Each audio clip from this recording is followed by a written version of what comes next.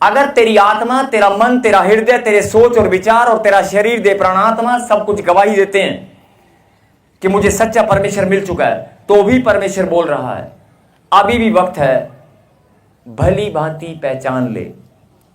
Check करना है, कर ले, एक बार फिर से कर ले। चेक करने की आदत होती है लोगों को, डुप्लीकेट तो नहीं है। अगर कोई चेक वेक करना तो कर लो।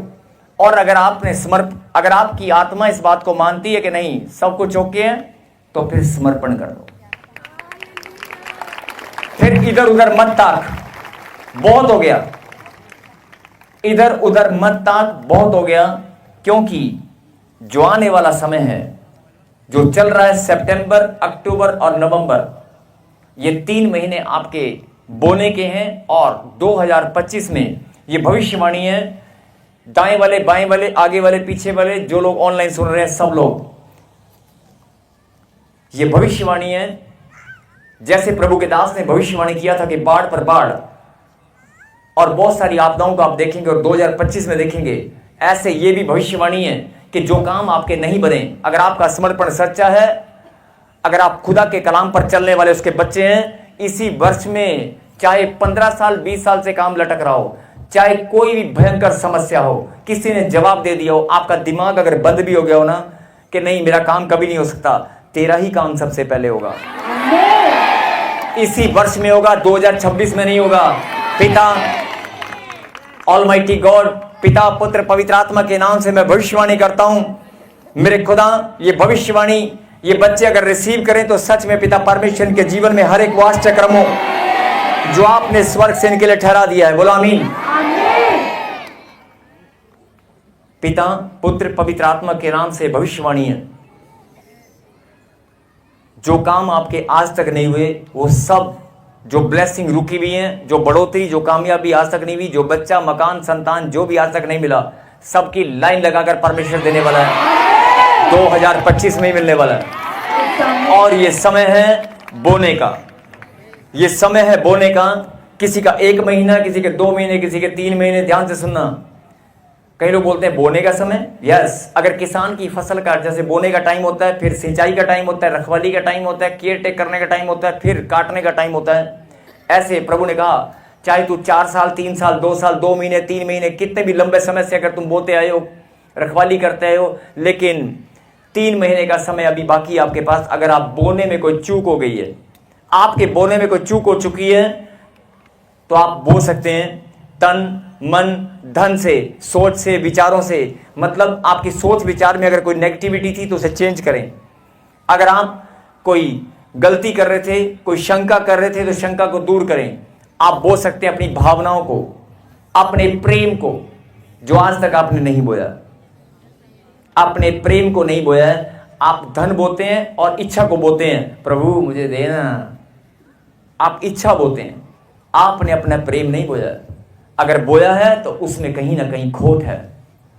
आप अपना प्रेम अपने समर्पण के साथ बोकर देखें, आप ही का मस्तक ऊंचा होने वाला है। क्योंकि परमेश्वर ने आपको लाखों की भीड़ में से चुना है। हिंदुस्तान के कोने कोने से परमेश्वर आपको ऐसे लेकर नहीं आए हैं। और मैं ऐसे नहीं बोल रहा हूं यहां पर खड़ा होके, हिंदुस्तान के कोने कोने से, देश विदेश की धरती से लोग यहां पर ऐसे नहीं जुड़े हैं। इतनी बड़ी भीड़, इतने सारे लोग यहां पर ऐसे नहीं आए हैं। ये सब परमेश्वर की योजना का हिस्सा है। और मैं एक कड़वी बात बोलना चाहता हूं, कोई आपको फोन करके बुलाने नहीं गया, किसी ने आपको चिट्ठी या संदेश नहीं डाला है, ईमेल नहीं किया है, मैसेज नहीं किया है। आपके कदम अपने आप निकल कर आए हैं, वो अपने आप नहीं आए हैं। It's a master plan of God, it's a master plan of God. ये परमेश्वर की महान योजना है। वो आपको अपने पास बुलाकर आपके जीवन को बदलकर आपको खुशी और आनंद से भरना चाहता है।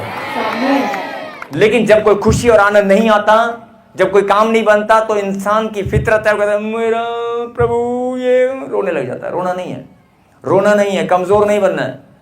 अगर शंका है तो फिर से कहा सत्य को भली भांति जान ले। 40 साल हो गए, 10 साल हो गए, 3 साल हो गए, 2 साल हो गए, अगर कोई डाउट है तो अभी भी क्लियर कर ले। सच्चा परमेश्वर कौन और कहां है, जांच ले और परख ले। अगर तेरी आत्मा गवाही देती है कि नहीं वो यहां पर मौजूद है, तो फिर हाथ पकड़ के गवाही दो। हाथ पकड़ो एक दूसरे का और बोलो वो मौजूद है यहाँ, वो मौजूद है यहाँ, वो मौजूद है यहाँ, वो मौजूद है यहाँ।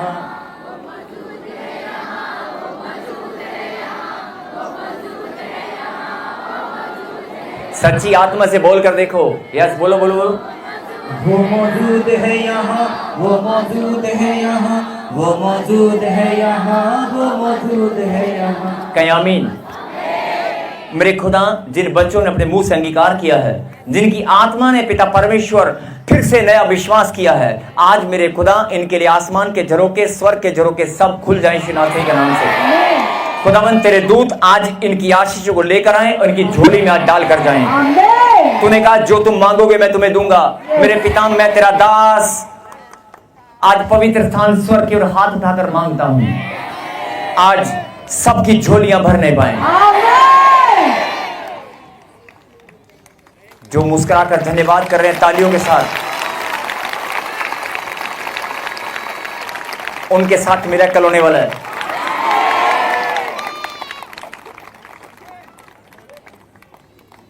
जवान बच्चे, मैंने कहा ना कि जो जवान बच्चे हैं या कोई पहली बार है, अगर कोई शंका है, कोई डाउट है तो निकाल कर फेंक दो। अगर है तो निकाल देना अगले 5 मिनट में, उसके बाद मौका नहीं मिलेगा। बोलो आमीन। कोई है डाउट? कहीं किसी जगह पे तो कहते हैं ना, गलत जगह पे तो नहीं आ गए? कई लोग बोलते हैं यार सानू फाड़ के बैठाता उथे, कोई जबरदस्ती ले आया था मुझे, मैं तो पहली बार आया हूं। ये ऐसा तो कुछ नहीं है ना। मैं फिर आपका ध्यान इस बात पर केंद्रित करना चाहता हूं, पीछे वाले जो बोलते हैं कि हमारा नंबर नहीं आता। बहुत सारे लोग जो पीछे बैठते हैं दाएं बैठ के, हमारा नंबर नहीं आता। मैं आपको बताना चाहता हूं कि परमेश्वर की दृष्टि निरंतर मनुष्य पर लगी रहती है।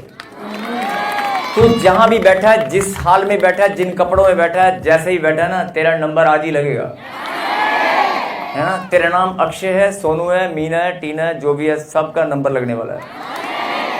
और अगर नहीं यकीन है, नंबर उनका नहीं लगता जो दुविधा में होते हैं, करते हैं, जो सीना फुलाकर बोलते हैं ना, यस मेरा खुदा मेरे साथ है, वो मुझे प्यार करता है, उसने मेरे लिए दिन निर्धारित किया है।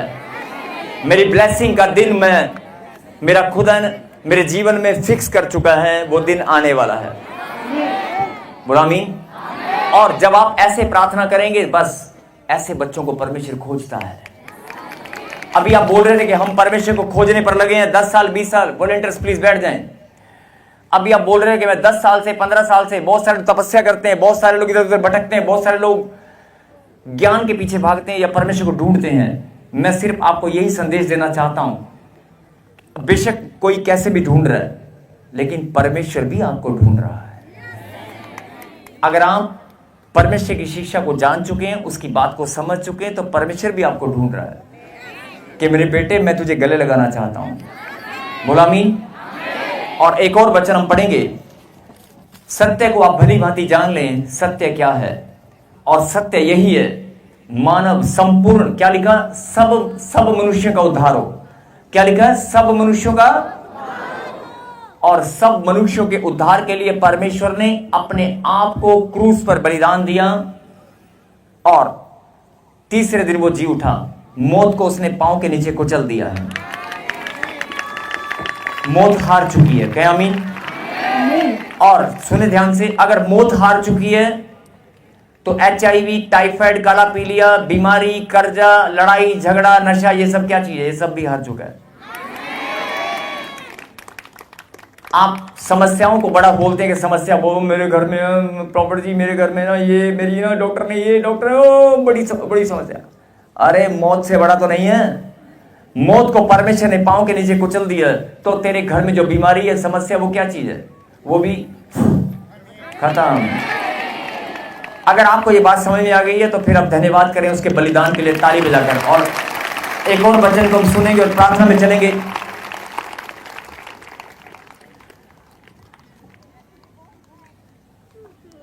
भजन संहिता और 86 का 5 हम पढ़ेंगे।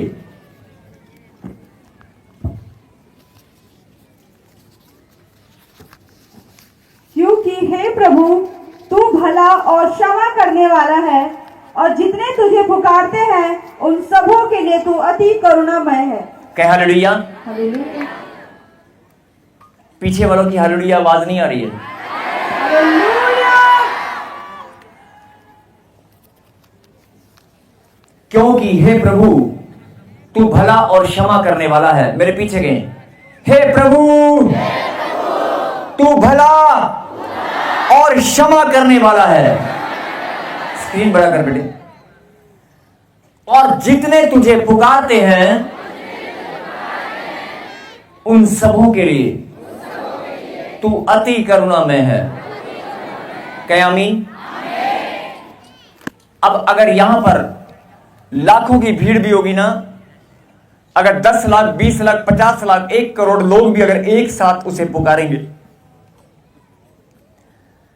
आप सब जानते हैं कि वचन टलने वाला नहीं है, वचन पूरा होकर रहेगा। गुलामी जितने उसे पुकारते हैं उन सब के लिए वो अति करुणामय है। गुलामी अब ये करुणामय की बात मैं क्यों बता रहा हूं कि उन सबों के लिए मतलब आपको लग रहा होगा कि 10 लाख लोग एक साथ परमेश्वर को पुकारेंगे, परमेश्वर मेरी विनती और प्रार्थना को सुन ले, तो हो सकता है वो 10-20 लोगों को भूल जाएगा। 10 लाख में 10 लोग नहीं, एक को भी भूलने वाला नहीं है। बोला आमीन।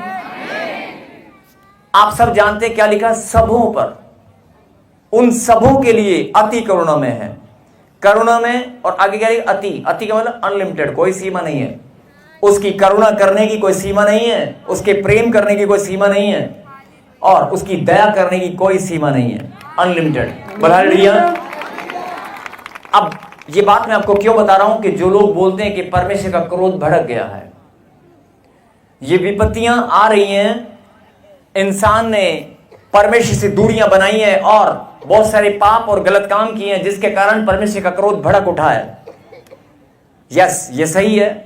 हो सकता है परमेश्वर का क्रोध भड़क गया हो सकता है परमेश्वर का क्रोध भड़क गया और विपत्तियां हमें झेलनी पड़ रही हैं आपके जीवन में। मैं प्राकृतिक आपदाओं की तो बात कर ही रहा हूं, लेकिन साथ साथ जो आपके जीवन में जो विपत्तियां हैं, आपके रिश्ते खराब हो गए, आपका मकान नहीं बन पा रहा, आपका धन कोई लूट कर ले गया है, आपको किसी ने ठगी कर ली है, आपके घर में नशा है, आपके बच्चे कामयाब नहीं हो पा रहे, कोई कमी नहीं है, सिर्फ नौकरी नहीं मिल पा रही है, आप परेशान हैं, आपके बच्चे कामयाब नहीं हो पा रहे हैं और आपके घर में पैसे की बरकत नहीं है। अगर आपके घर में छोटी छोटी बातों को लेकर लड़ाई और झगड़ा है और शांति और आनंद बिल्कुल नहीं है, तो क्या आप एक जंग नहीं लड़ रहे हैं? क्या आपके घर में युद्ध नहीं चल रहा है?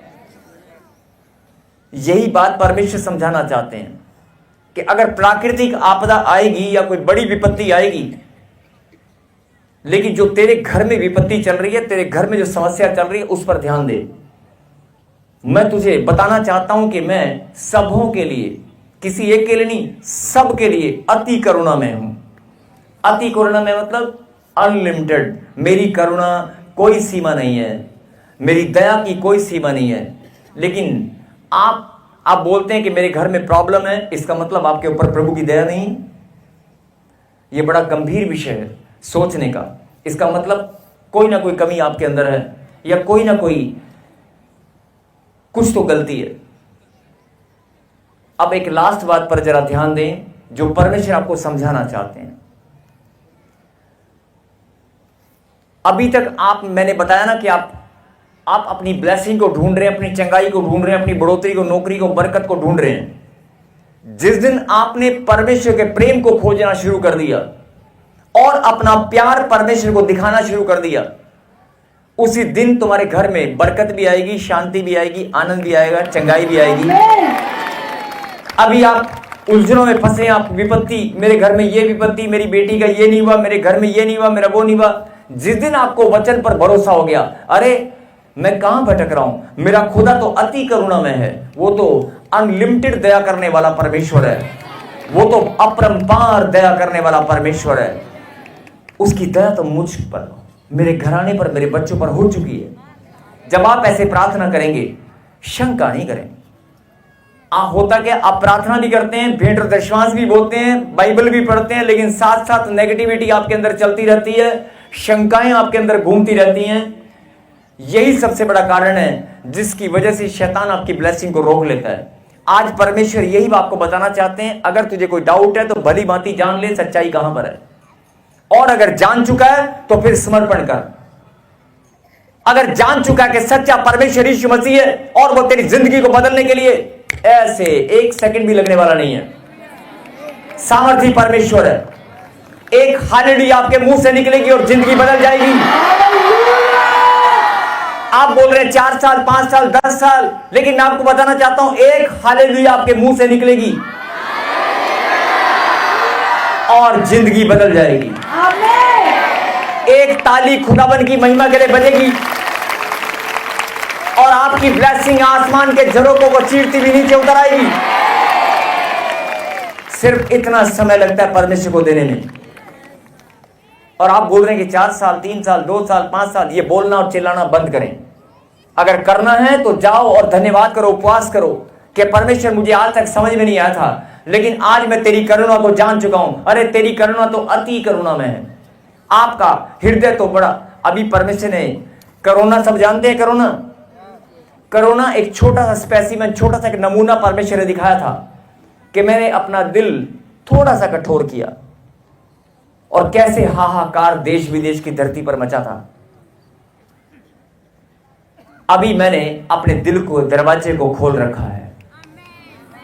अभी मैंने अपने दिल के दरवाजे को खोल रखा है और 2025 साल से मैं यही लगातार अपना संदेश लोगों के पास पहुंचाने पर लगा हुआ हूं, अपने सुसमाचार प्रचारकों के द्वारा, इवेंजलिस्ट के द्वारा, अपने दासों के द्वारा।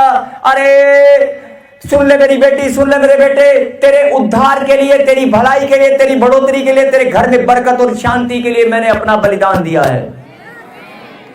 मैंने अपना बलिदान तेरे और तेरे आने वाली पीढ़ियों के लिए दिया है।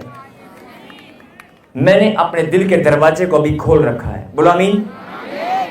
अति करुणा में परमेश्वर है सबके लिए। किसके लिए? सबके लिए। अभी बहुत सारे लोग बोल रहे हैं कि विपत्ति आई है ना, बाढ़ आ गई है, परमेश्वर का हृदय कठोर हो गया है। नहीं, अभी भी परमेश्वर ने अपने दिल को खोल रखा है, अभी कठोरता नहीं दिखाई। अभी समय है बोने का और काटने का। अभी परमेश्वर आपकी प्रार्थनाएं विपत्तियों को टाल सकती हैं। कहीं आमीन।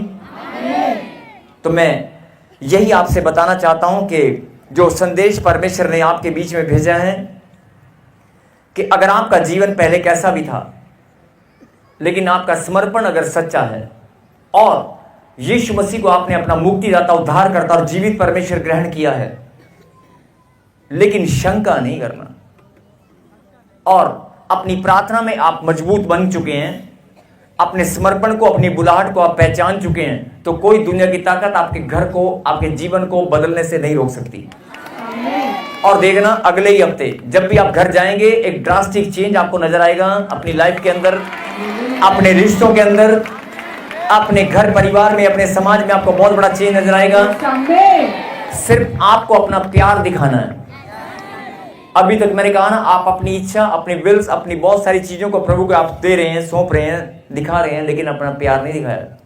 जब एक बच्चा, छोटा सा बच्चा अपना प्यार अपने दादा को, अपनी दादी को या मम्मी को दिखाता ना, तो कैसे उसको गोद में उठा लेते, नहीं वो मेरा बेटा है। नहीं, परमेश्वर बोलता है मैं भी तुझे ऐसे ही प्यार करना चाहता हूं। और जिसको परमेश्वर प्यार करे, जिसके ऊपर खुदावन का हाथ हो, उसके घर में दरिद्रता, बीमारी कभी घुस नहीं सकती। उसके घर में कभी कोई बीमारी नहीं हो सकती, कोई गांठ, गिल्टी, पथरी, सोली नहीं होगी। अरे भली भांति पहचान ले, अभी भी वक्त है। और ये भविष्यवाणी है, अगर अभी भी तू बोने में चूक गया है, तन मन धन में, दशवांश में, भेंट में, प्रार्थना में, अपनी पवित्रता को बोने में, फिर से बहुत सारी बेटियां, बहुत सारे लोग, मैं कुछ बोलना नहीं चाहता, लेकिन इंस्टाग्राम के द्वारा, फेसबुक के द्वारा या मोबाइल के द्वारा या बहुत सारे किसी न किसी तरह से आप अपनी पवित्रता को खो चुके हैं। फिर से अपनी पवित्रता को मेंटेन करें। ये वक्त है अपने आप को रिबिल्ड करने का। ये वक्त है, ये समय परमेश्वर ने दिया हमें। फिर से मन फिराएं और खड़े हो जाएं और परमेश्वर को कहें, परमेश्वर, मेरे पीछे के परमेश्वर, मैं अपने मन को फिराता हूं और मैं धन्यवाद करता हूं। आपके वचन में लिखा है, जो तुम मांगोगे मैं तुम्हें दूंगा।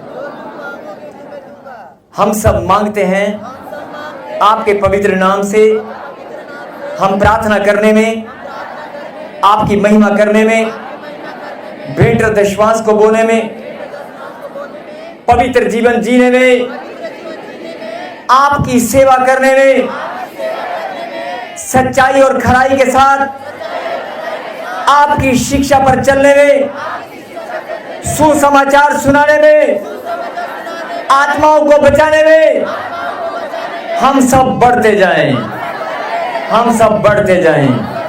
यीशु मसीह के नाम में ताली बजाकर धन्यवाद दें। और ये भविष्यवाणी है, जिन्होंने अपने मुंह से अंगीकार किया, मन से विश्वास किया, आज उनका जीवन बदल गया। जो श्राप, जो कर्स आपका पीछा करते थे, अगर आपकी आत्मा, आपका हृदय बदल चुका है, आपको गवाही आपकी आत्मा खुद दे रही है कि नहीं, आज मुझे कुछ लग रहा है, तो जो श्राप थे वो आज खत्म हो गए।